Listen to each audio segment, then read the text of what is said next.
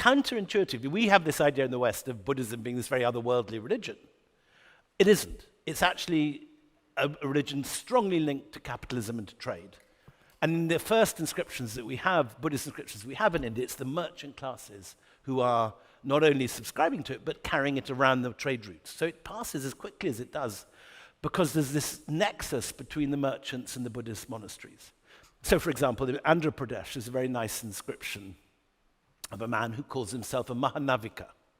Now, Mahanavika in Sanskrit means a great sailor. And he says, he gives a little bit of his life story. And he says, the monks lent me enough money to buy a boat, and here I'm recording that I repaid their debt with interest, which as agreed. So the monks had an interest rate. And they had slaves too, we know from other inscriptions.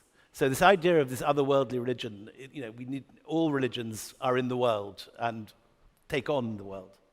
And Buddhism is no exception to that. So anyway, the Buddhists are very much part of the trading world, and Buddhism travels on the trade networks.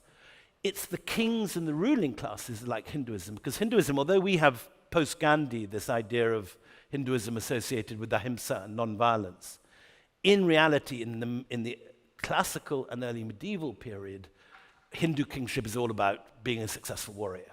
You want to be like Lord Ram. You want to be like Arjun in the Mahabharata. You want to be like Lord Krishna with his chariot. And kings do not like Buddhism because it requires them to be non-violent, and there's no point being an early medieval king if you're not a warrior.